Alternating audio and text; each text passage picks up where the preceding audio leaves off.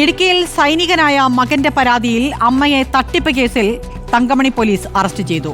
പഴയച്ചിറയിൽ ബിൻസി ജോസാണ് അറസ്റ്റിലായത്. സ്വർണം മോഷ്ടിച്ചതും സാമ്പത്തിക തട്ടിപ്പുകളും ചൂണ്ടിക്കാണിച്ച് മകൻ നൽകിയ പരാതിയിലാണ് അറസ്റ്റ്. തട്ടിയെടുത്ത പണം ആഭിചാരക്രിയകൾക്കായി ഉപയോഗിച്ചുവെന്നാണ് പോലീസ് പറയുന്നത്. മുൻപും ബിൻസി സമാനമായ രീതിയിൽ തട്ടിപ്പ് നടത്തി ഒളിവിൽ പോയിട്ടുണ്ട്. ഇടുക്കി തങ്കമണി അച്ചൻകാനം പഴയച്ചിറയിൽ ബിൻസി ജോസിനെയാണ് സൈനികനായ മകൻ അഭിജിത്തിന്റെ പരാതിയിൽ തങ്കമണി പോലീസ് അറസ്റ്റ് ചെയ്തത്. ഇവർക്ക് ഒളിവിൽ കഴിയുവാൻ സഹായിച്ച മൂവാറ്റുപുഴ കദളിക്കാട് കുറുപ്പംപറമ്പിൽ അംബികയും അറസ്റ്റിലായിട്ടുണ്ട്. മോഷണവും സാമ്പത്തിക തട്ടിപ്പുമാണ് ബിൻസിക്കെതിരെയുള്ള കേസ്. മകൾ മീരയുടെ 10 പവനും മകന്റെ ഭാര്യ സന്ധ്യയുടെ 14 പവൻ സ്വർണവും മോഷ്ടിച്ച വിവിധ ധനകാര്യ സ്ഥാപനങ്ങളിൽ പണയപ്പെടുത്തി ലക്ഷങ്ങൾ തട്ടിയെടുത്തു.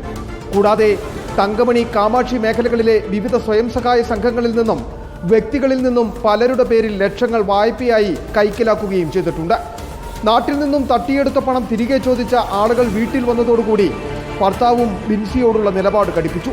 ഇതേ തുടർന്ന് ഏതാനും നാളുകൾക്ക് മുമ്പ് ബിൻസി തങ്കമണിയിൽ നിന്നും ഉപ്പുതറയിലുള്ള മാതാവിൻ്റെ അടുത്തേക്ക് മാറി.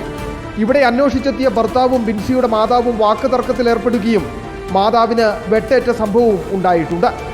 വർഷങ്ങൾക്ക് മുമ്പ് സമാന രീതിയിൽ ബിൻസി സാമ്പത്തിക തട്ടിപ്പ് നടത്തി ഒളിവിൽ പോയതായും മകൻ നൽകിയ പരാതിയിൽ പറയുന്നു.